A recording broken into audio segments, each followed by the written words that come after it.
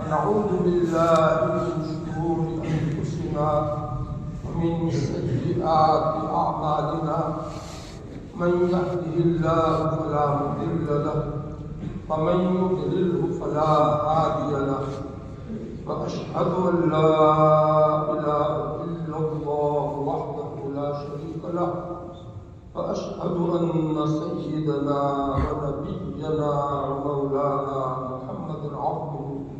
محمد عبده ورسوله صلى الله تعالى عليه وعلى آله وأصحابه وبارك وسلم تسليما كثيرا أما بعد فأعوذ بالله من الشيطان الرجيم بسم الله الرحمن الرحيم يا أيها الذين آمنوا لا تأكلوا الربا أضعافا مضاعفة واتقوا الله لعلكم تفلحون. قال تعالى الذين يأكلون الربا لا يقومون إلا كما يقوم الذي يتخبطه الشيطان من المس ذلك بأنهم قالوا إنما البيع مثل الربا وأحل الله البيع وحرم الربا فمن جاءه موعظة من ربه فانتهى فله ما سلف فأمره إلى الله ومن عاد فأولئك أصحاب النار هم فيها خالدون. يا أيها الذين آمنوا اتقوا الله وذروا ما بقي من الربا إن كنتم مؤمنين فإن لم تفعلوا فأذنوا بحرب من الله ورسوله فإن تبتم فلكم رؤوس أموالكم لا تظلمون ولا تظلمون.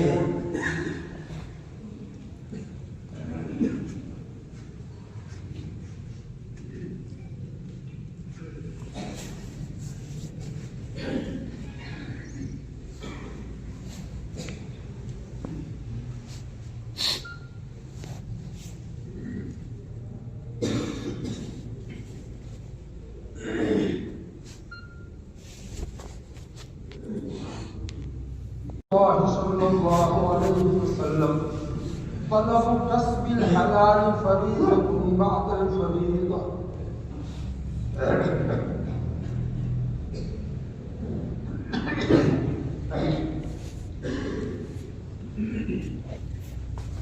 رسول الله صلى الله عليه وسلم أتيت ليلة أسري بي على قوم بطونهم كالبيوت فيها الحيات ترى من خارج بطونهم فقلت من هؤلاء يا جبرائيل؟ قال هؤلاء أكلة الربا رواه أحمد وابن ماجه.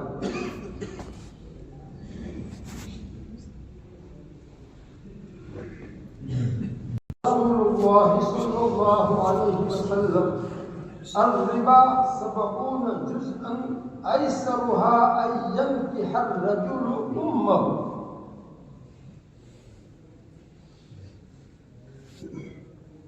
فعن جابر قال لعن رسول الله صلى الله عليه وسلم آكل الربا وموكله وكاتبه وشاهديه وقال هم سواء رواه مسلم.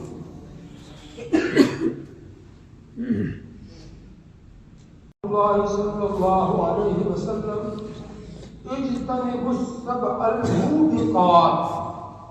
قالوا يا رسول الله وما هن؟ قال الشرك بالله والسحر وقتل النفس التي حرم الله إلا بالحق وأكل الربا وأكل مال اليتيم والتولي يوم الزحف وقذف المحصنات الغافلات رواه البخاري ومسلم.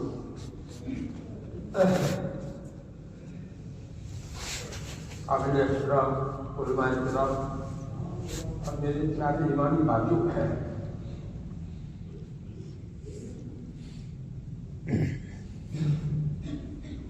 اللہ رب العزت نے ہم لوگوں کو پیدا کرتے، ایمان کی دولت عطا فرما کرتے مکلف بنایا ہے، کچھ احکامات کو بجا لانے، مال کمانے کے سلسلے میں، اور کچھ چیزوں سے کچھ طریقوں سے بچنے کا حکم دیا ہے،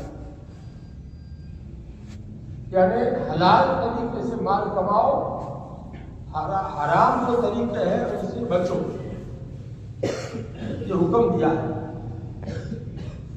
قرآن پاک میں اس کا حکم ہے، لا یا ایھا الذین آمنوا لا تأکلوا اموالکم بینکم بالباطل،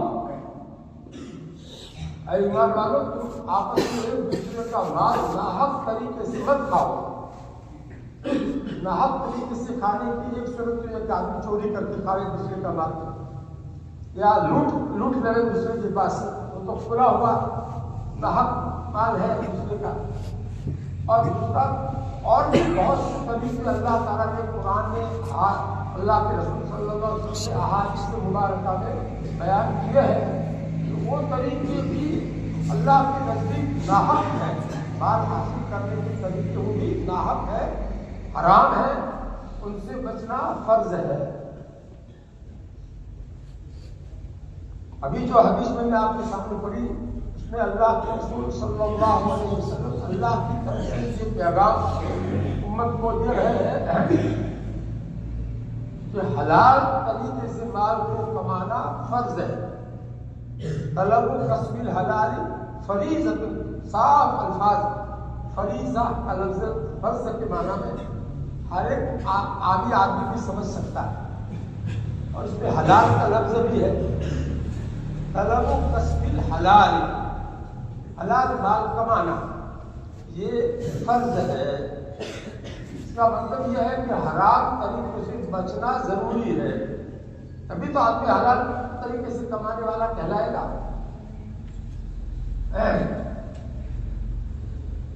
اور حرام طریقے سے جو مال کمایا جاتا ہے اس کا دنیا میں کیا نقصان ہوتا ہے، آخرت میں کیا نقصان ہوتا ہے، وہ بھی قرآن میں بھی اللہ تعالیٰ نے سمجھایا ہے، اور احادیث مبارکہ میں بھی اللہ کے رسول صلی اللہ علیہ وسلم نے سمجھایا ہے۔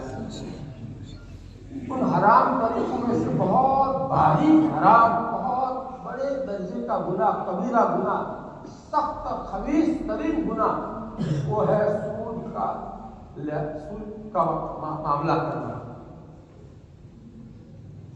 جس کو آج کل لوگ کیا کہتے ہیں، لون لینا، تو وہ نام بدل دیا، سود نہیں کہتے، لون کہتے۔ تو لون کہنے سے کیا ہو جائے گا، کہ حلال ہو جائے گا؟ ارے اس کی حقیقت کیا ہے لون لینے کی؟ سودی قرض لینا، بینک سے ہو یا کسی انسان سے پرائیویٹ طریقے سے آدمی قرض لے اور اس پر سود چڑھا کر کے دینے کا معاملہ کرے۔ دینے والا ایسا کہے دیکھو میں اتنا تم کو دیتا ہوں لیکن تم کو واپس کرنے میں اتنا زیادہ دینا پڑے گا، جیسے بینک میں ہوتا ہے، بینک سے آدمی لاتا ہے، قرض لاتا ہے اور اس کے اوپر اس کو زیادہ پیسے دینے پڑتے ہیں۔ مثلا 50,000 روپئے لایا بینک سے، چاہے اس کا نام لون رکھ دو، لیکن اس کو پھر واپس کرنے پڑیں گے 55,000، 5,000 زیادہ کرنے پڑیں گے، یا جو بھی سود کی مقدار طے ہوئی ہو۔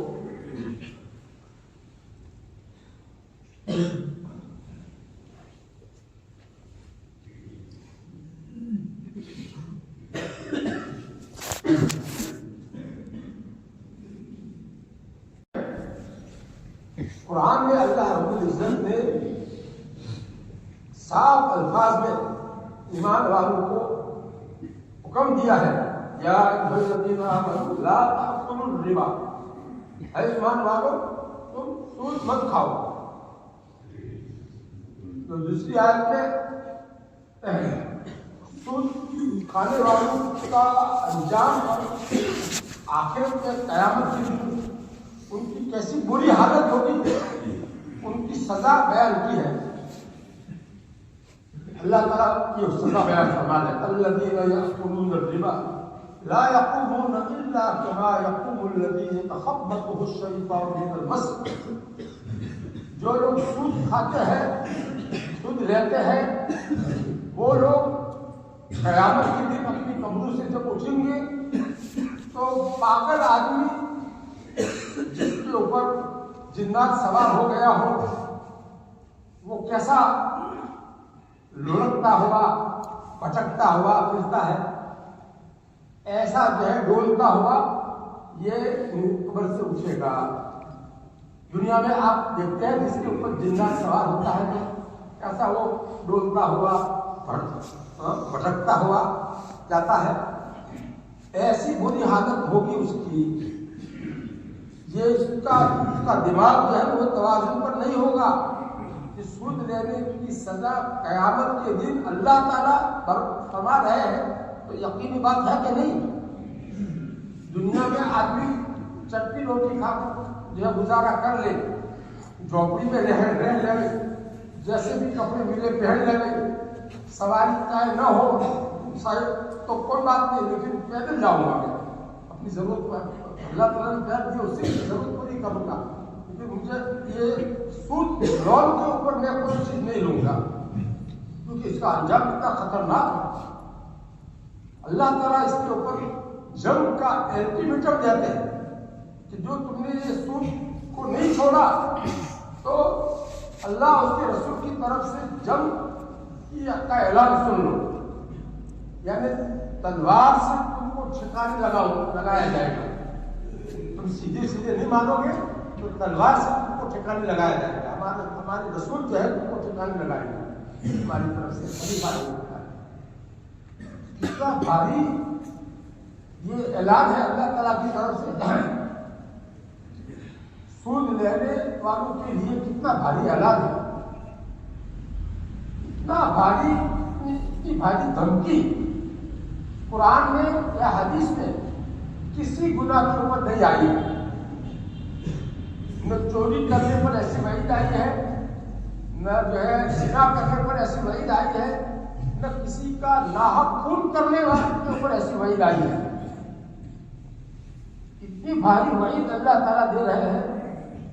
یا ایھا الذین آمنوا اتقوا اللہ وذروا ما بقی من الربا ان کنتم مؤمنین. اگر تم ایمان والے ہو تو چھوڑ دو سود کو. اللہ تعالیٰ ایمان کا حوالہ دے کر کہتے ہیں اے ایمان والو تمہارا جو باقی سود ہے وہ چھوڑ دو اگر تم ایمان والے ہو. کتنی بھاری، کتنا بھاری لہجہ ہے، ذرا سوچو. ان کنتم مؤمنین. اور آپ فرماتے ہیں فَإِن لَّمْ تَفْعَلُوا، اگر تم نہیں چھوڑو گے، ایسا نہیں کرو گے تو فَأْذَنُوا، جان لو، ہماری طرف سے اعلان سن لو. کیا اعلان ہے؟ بِحَرْبٍ، لڑائی کا اعلان سن لو. یہ لڑائی کس کی طرف سے ہے؟ اللہ کی طرف سے اور اللہ کے رسول کی طرف سے یہ لڑائی ہے. فَأْذَنُوا بِحَرْبٍ مِّنَ اللَّهِ وَرَسُولِهِ.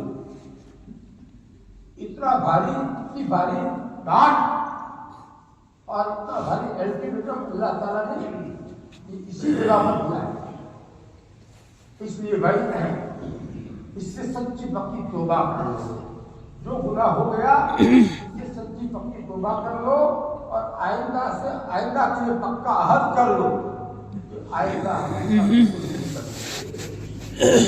دیکھو یہ معمولی مت سمجھو. لوگ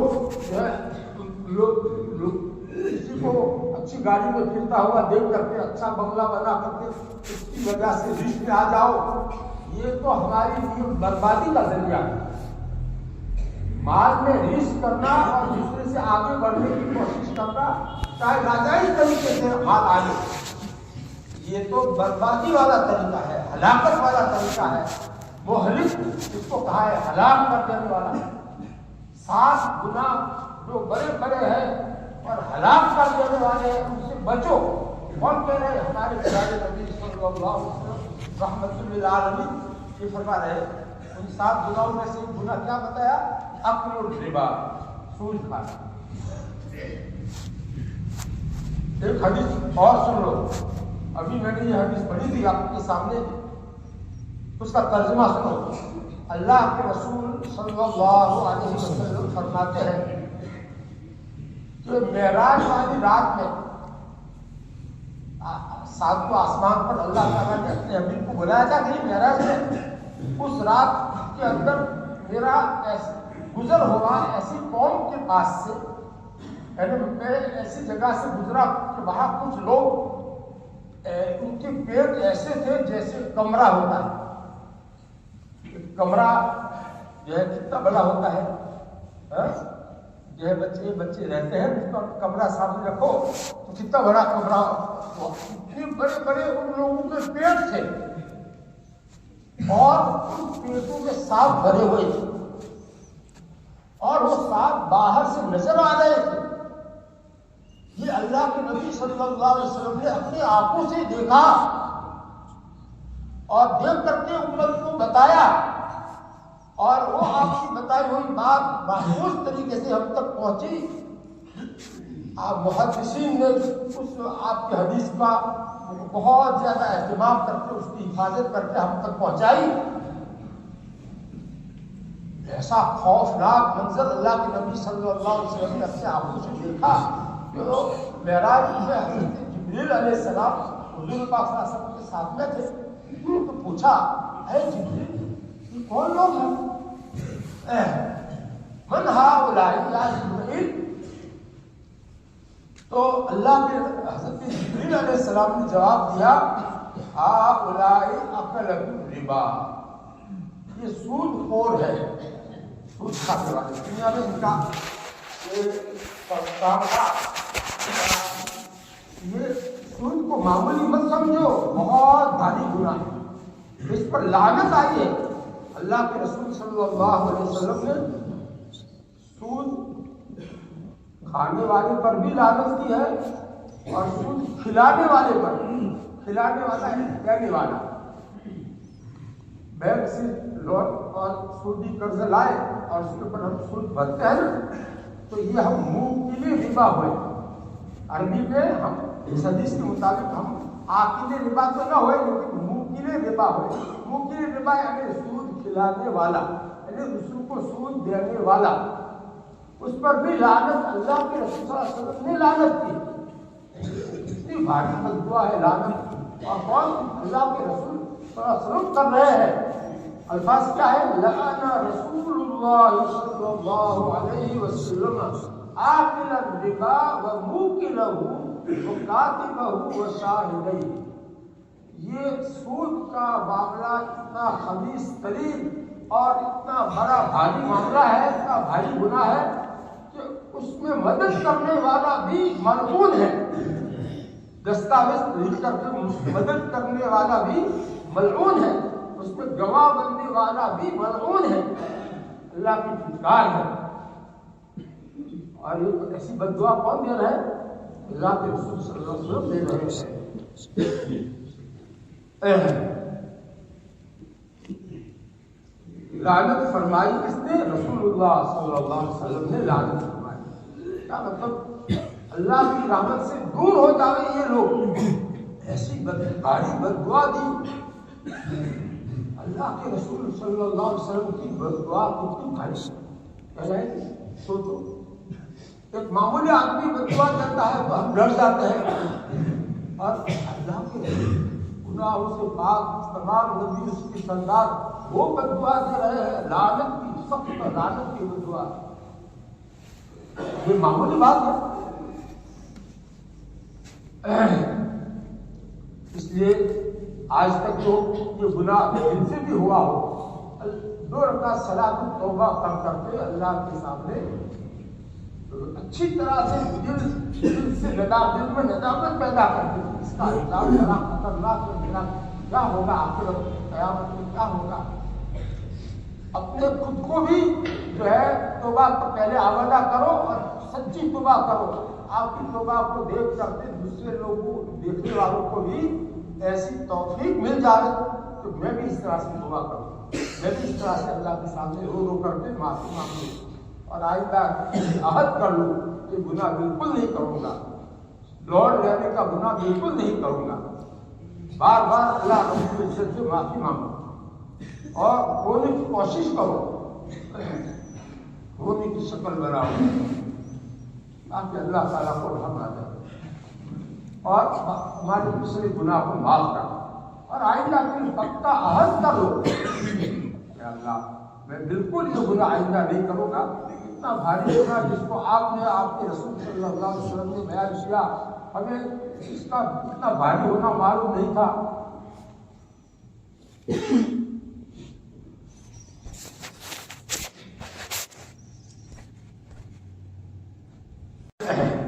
اللہ کے رسول صلی اللہ علیہ وسلم فرماتے ہیں کہ سود خوری کے سب سے گناہ ہے.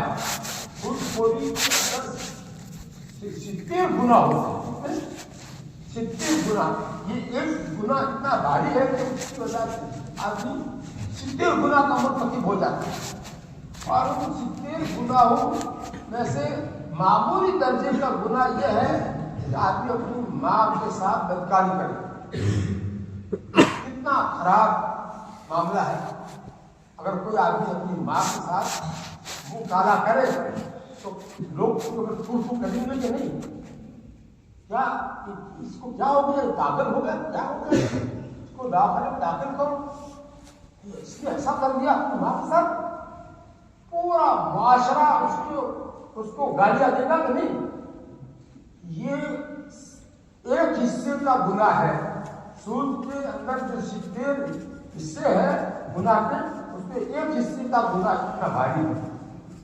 تو باقی 69 جو گناہ ہوئے اس میں اس کا گناہ کتنا بھاری ہوگا اندازہ کرو. دیکھو اللہ کے رسول صلی اللہ علیہ وسلم نے پہلے سے بتا دیا ہے، پیشن گوئی دی ہے کہ ایک زمانہ ایسا آئے گا کہ لوگ سود میں مبتلا ہوں گے اور حدیث کے الفاظ یہ ہے، اللہ کے قال رسول اللہ صلی اللہ علیہ وسلم لَيَأْتِيَنَّ عَلَى النَّاسِ زَمَانٌ لَا يَبْقَى أَحَدٌ إِلَّا آكل الربا فإن لم يأكله أصابه من بخاره ويروى من غباره. اس حدیث کا ترجمہ سنو. اللہ کے رسول صلی اللہ علیہ وسلم فرماتے ہیں کہ ایک زمانہ ایسا آئے گا کہ ہر شخص سود کھانے والا ہوگا. یہ زمانہ آ گیا، ایسا زمانہ آئے گا کہ ہر شخص سود کھانے والا ہوگا.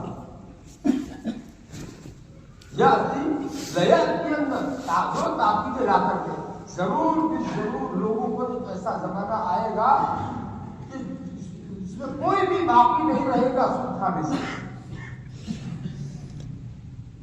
مطلب یہ عقل ہو،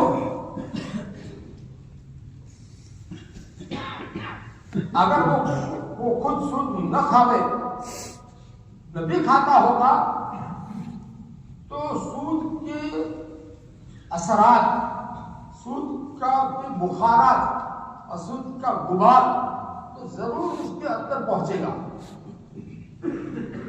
سود کا دھواں اس کو ضرور پہنچے گا. یعنی کچھ نہ کچھ تو اس کو سود کا ایسا زمانہ آئے گا. اس کی تشریح کو بہت عمدہ تشریح کی ہے مولانا منظور احمد صاحب ممانی رحمۃ اللہ علیہ نے. اس میں اللہ کے نبی صلی اللہ علیہ وسلم صرف آئندہ ایسا ہونے والا ہے ایسی خبر دینا ہی نہیں چاہتے ہیں. جیسے ہم لوگ سمجھتے ہیں کہ آئندہ کے بارے میں ایسی خبر دے رہے، ارے صرف خبر دینا مقصود نہیں ہے. کرنا مقصود ہے اپنی امت کو کہ دیکھو ایسا ایک زمانہ آئے گا اس وقت تم چوکنا رہنا، جب سود کی وبا عام ہو جائے گی اس وقت اس سے محفوظ رہنا بہت دشوار ہوگا۔ اس لیے ہر صحابی ایمان اور ہر صحابی تقویٰ کو اس بارے میں خوب چوکنا رہنا ضروری ہے۔ یہ کہنا چاہتے ہیں اللہ کے نبی صلی اللہ علیہ وسلم، اپنے کو اس لعنت سے، سود کی لعنت سے محفوظ رکھنے کی فکر اور کوشش کرنا ضروری ہے۔ آگے حضرت مولانا منظور صاحب نعمانی کیا فرماتے ہیں؟ یقیناً ہمارا زمانہ بھی وہی زمانہ ہے، یقیناً ہمارا زمانہ بھی وہی زمانہ ہے۔ اللہ کے جو بندے سود کو لعنت سمجھتے اور بتوفیق خداوندی اس سے پرہیز کرتے ہیں، وہ بھی اپنا غذائی سامان، کھانے پینے کا سامان یا پہننے کا کپڑا جس جن دکانداروں سے خریدتے ہیں، ان دکانداروں کی کاروبار کا تعلق سود سے کسی نہ کسی طرح کا ہوتا ہے۔ ان دکانداروں کا تعلق سود سے کسی نہ کسی طرح سے واسطہ یا بلا واسطہ ہوتا ہے۔ تو یہ ہم لوگ خود نہیں کھا رہے، لیکن جب خود اس کا دعا تو لگ ہی رہا ہے کہ وہ زمانہ آ گیا ہے۔ اتنے بڑے محدث، اتنے بڑے جلیل القدر بزرگ عالم دین وہ تشخیص کر کے بتا رہے اپنے زمانے کی بات۔ ان کے انتقال ہوئے تو کافی سال ہو گئے، کتنے سال ہوئے ہوں گے؟ کم سے کم 20-25 سال ہو گئے، 30 سال ہو گئے ہوں گے، 30-35 سال ہو گئے۔ تو یہ اپنے زمانے کی بات کر رہے ہیں۔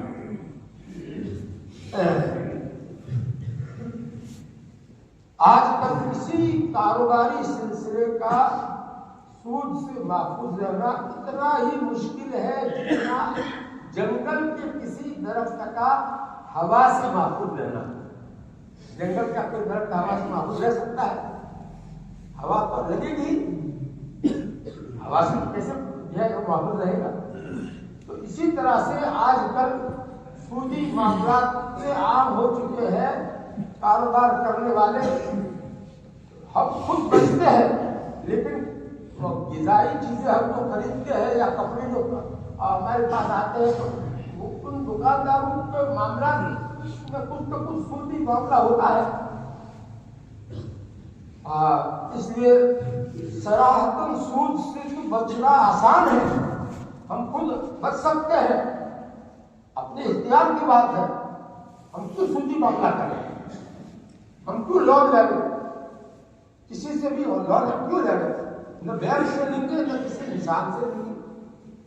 بعض ہندو لوگ مالدار ہوتے ہیں، پیسے ان کے پاس ہوتے ہیں، تو وہ لوگوں کو پیسے قرض دیتے ہیں، اس کے اوپر کہتے ہیں کہ چڑھا کر کے تم کو دینا ہے، وہی سودی قرض ہوا۔ تو یہ بھی حرام ہے، یہ بھی اسی طرح حرام ہے جیسے بینک سے لون لینا حرام ہے۔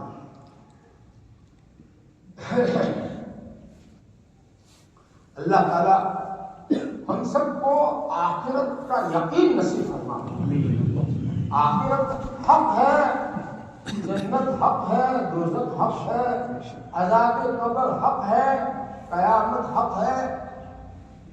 اللہ کے نبی صلی اللہ علیہ وسلم تہجد میں جو دعا پڑھتے تھے، الجنت حق والنار حق والنبیون حق ومحمد حق والساعۃ حق، یہ سب اللہ تعالیٰ سے قول کا حق، آپ کی ہر بات سچی ہے، قول کا حق ووعد کا حق ولقاء کا حق، آپ سے ملنا حق ہے، آپ کا دیدار حق ہے۔ یہ سب 9 مرتبہ حق کا لفظ آتا ہے اس دعا میں۔ تہجد پڑھو اور اس دعا کو یاد کر کے پڑھا کرو تو دل میں اس کی حقانیت اترے گی۔ تب تک ایسی لمبی رات میں نیند سے ہم جو ہے اگر 10:30 بجے بھی سو جائے تو 4:30 بجے تک 6 گھنٹے ہو جاتے ہیں۔ سوتے سوتے آدمی تھک جاتا ہے، اتنی لمبی رات، تو پھر جو ہے کیوں پڑا رہے؟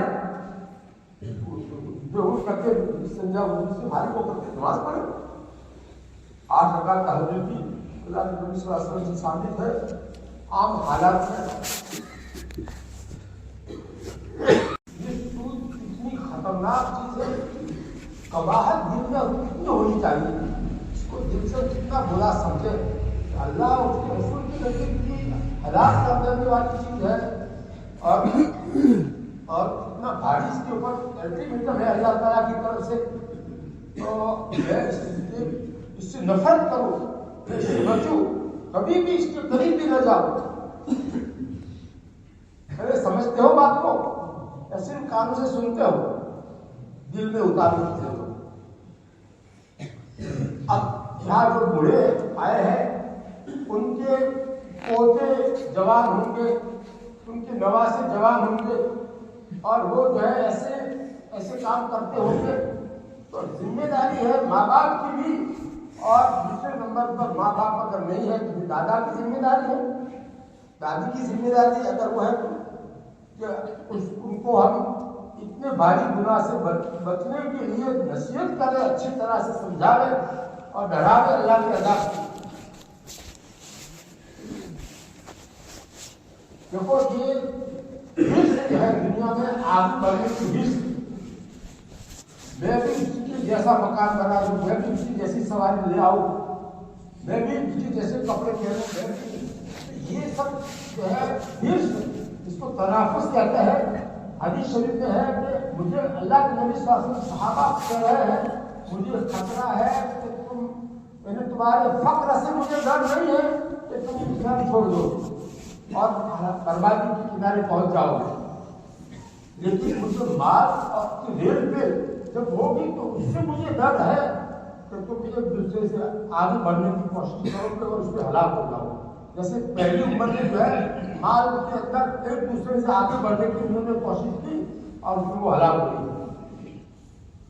تو اس لیے قناعت بہت اونچی دولت ہے، قناعت مانے جتنا اللہ تعالیٰ نے دیا اس کے بدلے میں جیسے حالت اللہ تعالیٰ نے رکھی ہے، مال کے اعتبار سے، تندرستی کے اعتبار سے یا عزت کے اعتبار سے، اس کے اوپر آدمی خوش رہے، اس سے آگے زیادہ کرنے کی کوشش نہ کرے، اس کو کرے۔ اللہ کے نبی صلی اللہ علیہ وسلم نے کس انداز سے سمجھایا ہے،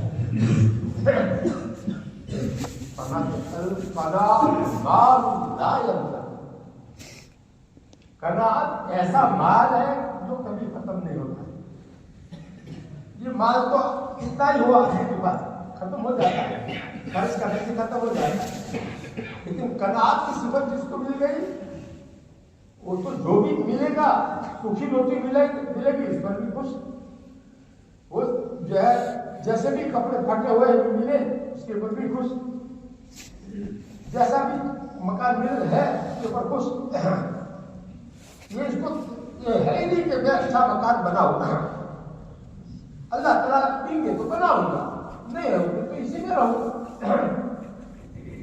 ایسا مثال بناؤ تو جو ہے آپ مال کے کمانے میں حرام طریقوں سے بچ سکو گے۔ دیکھو مال کے بارے میں قیامت کے لیے 2 سوال ہوں گے، 5 سوالوں میں سے 2 سوال مال کے بارے میں ہوں گے کہ تم نے مال کہاں سے کمایا تھا اور کہاں خرچ کیا۔ یہ دونوں سوال زندگی بھر کے اندر مال کمانے اور خرچ کرنے کے بارے میں ہوں گے۔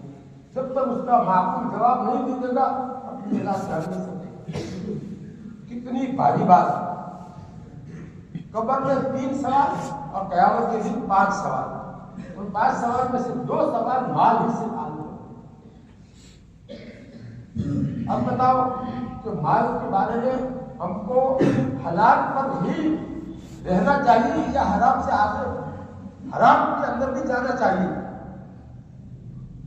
حرام کی جو بھی طریقے ہیں مال کو کمانے کے حرام طریقے بہت ہے، یہ سود تو ایک طریقہ ہے، رشوت لینا دوسرا طریقہ ہے، چوری کرنا تیسرا طریقہ ہے، جھوٹ بول کر دھوکہ دے کر مال کمانا یہ اور طریقہ ہے، غصب کر لینا کسی کا لوٹ لینا یہ اور طریقہ ہے، یہ سب حرام طریقے ہیں۔ ناجائز سودے کرنا یہ بھی حرام طریقہ ہے، ناجائز معاملات کرنا، چاہے کوئی بھی معاملہ ہو، کاروبار کا معاملہ ہو یا مزدوری کا معاملہ ہو یا کھیتی باڑی کا معاملہ ہو، جو بھی معاملہ ہو اس میں اللہ تعالیٰ کا حکم جو ہے اس کے خلاف کرنا یہ بھی حرام ہے۔ کیا حکم ہے وہ ہم جانتے نہیں، تو جاننے والوں سے پوچھنا ضروری ہے۔ جو بھی ہمارا پیشہ ہے مال کمانے کا اس کے بارے میں کیا احکام ہے وہ جو ہے مفتی سے پوچھو، وہ بتائے گی۔ تمہارا جو بھی مال حاصل کرنے کا طریقہ جو بھی ہو اس کے بارے میں پوچھو، اس کو جائز ناجائز کیا ہے مجھے بتاؤ، تاکہ میں جائز پر رہوں ناجائز سے بچوں۔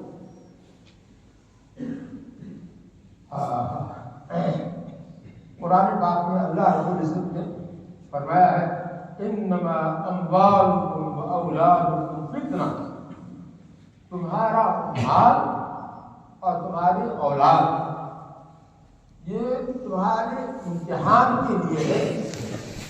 تم ہمارے حکم کی رعایت کرتے ہوئے مال کماتے ہو، خرچ کرتے ہو، اپنے اولاد کے ساتھ برتاؤ کرتے ہو ہمارے حکم کے مطابق یا اس کے خلاف، اس میں تمہارا امتحان ہے۔ اس نے دیکھو مال کو پہلے بیان کیا ہے، اولاد کو بعد میں۔ انما اموالکم و اولادکم فتنہ، یہ اللہ تعالیٰ فرماتا ہے۔ ہمارے نبی صلی اللہ علیہ وسلم نے بھی فرمایا ہے ہر ایک امت کے لیے ایک فتنہ ہوتا تھا اور میری امت کا فتنہ مال ہے۔ مال کی ذریعے کو آزمایا گیا ہے کہ مال کمانے کے لیے اللہ کے احکام کی رعایت کرتی ہے یا نہیں یہ امت۔ اور سورہ منافقین کے دوسرے رکوع میں کیا فرماتے ہیں؟ یا ایھا الذین آمنوا لا تلہکم اموالکم ولا اولادکم عن ذکر اللہ، اے ایمان والو تمہارے مال اور تمہاری اولاد تم کو اللہ کی یاد سے غافل نہ کرے۔ اللہ کے احکامات کی رعایت کیے بغیر تم اگر مال کماؤ گے، اپنے اولاد کے ساتھ معاملہ کرو گے تو یہ اللہ سے غافل ہو کر کے تم کر رہے ہو۔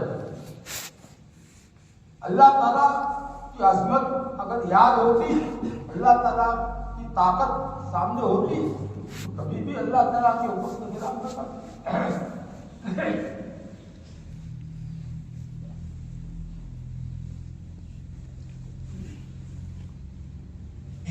حرام مال آدمی اگر خرچ کرتا ہے تو اس میں برکت نہیں ہوتی۔ برکت کا مطلب یہ سکون نہیں ملتا ہے، تو کیا فائدہ ہوا؟ مال کا مقصد تو سکون ہے، اور اس سے آدمی کو سکون نہ ملے تو کیا ہو؟ زیادہ دیکھنے میں مال زیادہ ہے لیکن سکون نہیں، نیند نہیں آتی، دروازے بدلتا رہتا ہے، 3 گولیاں نیند کی پیتا ہے تو نیند نہیں آتی، پیتا ہے۔ یہ سب بے برکتی ہے، حرام مال کی نحوست ہے۔ حرام مال آدمی کا جو ہے آدمی کے کو راحت نہیں پہنچاتا ہے، بیماری میں چلا جاتا ہے، ایسا کوئی نہ کوئی باہر سے وہ مال اس کے کام میں نہیں آتا، راحت نہیں پہنچاتا، کیا فائدہ ہو؟ حرام مال اگر وہ کہیں اللہ کے راستے میں چندے میں دے گا تو قبول نہیں ہوگا، اس کا چندہ مسجد مدرسے میں دے گا تو قبول نہیں ہوگا، حرام مال ہے، اللہ تعالیٰ اس کو قبول نہیں کرتے۔ اللہ تعالیٰ ان اللہ طیب لا یقبل الا الطیب، اللہ تعالیٰ پاکیزہ ہے اور پاک چیز کو ہی قبول کرتا ہے۔ حرام مال کا صدقہ خیرات کرو تو قبول نہیں، گھر میں خرچ کرو، اپنے اوپر خرچ کرو تو اس سے سکون نہ ملے، راحت نہ ملے، اور اس کو پیچھے چھوڑ کر کے تم مر جاؤ تو بچے تو یہاں مزے اڑائیں گے لیکن تمہارے لیے یہ دوزخ میں تم کو پہنچائے گا۔ کہ حرام مال کا نتیجہ کیا ہوگا؟ تم کو دوزخ دے جائے. بچی جو ہے وہ حرام مال سے مزے اڑا ہے اور ہم جو ہے دوزخ کے اندر سڑتے رہے. تو کوئی عقل مندی ہے؟ سمجھداری ہے؟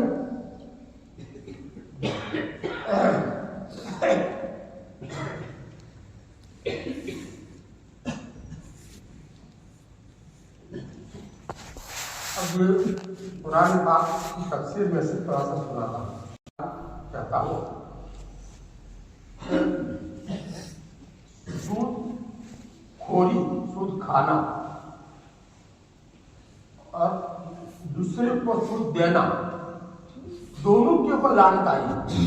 ایسا مت سمجھنا کہ کھانے کے اوپر زیادہ تر آیتیں اور زیادہ تر حدیث میں کھانے کا ذکر ہے.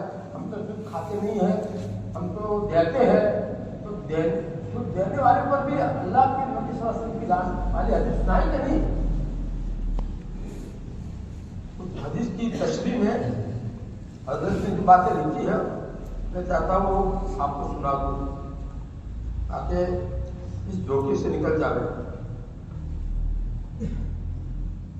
تشریح: قرآن مجید کی آیات اور رسول اللہ صلی اللہ علیہ وسلم کی ارشادات سے بھی معلوم ہوتا ہے اور عقل سلیم کے نزدیک بھی یہ ایک کھلی ہوئی حقیقت ہے. صحیح سمجھ جن کے پاس ہے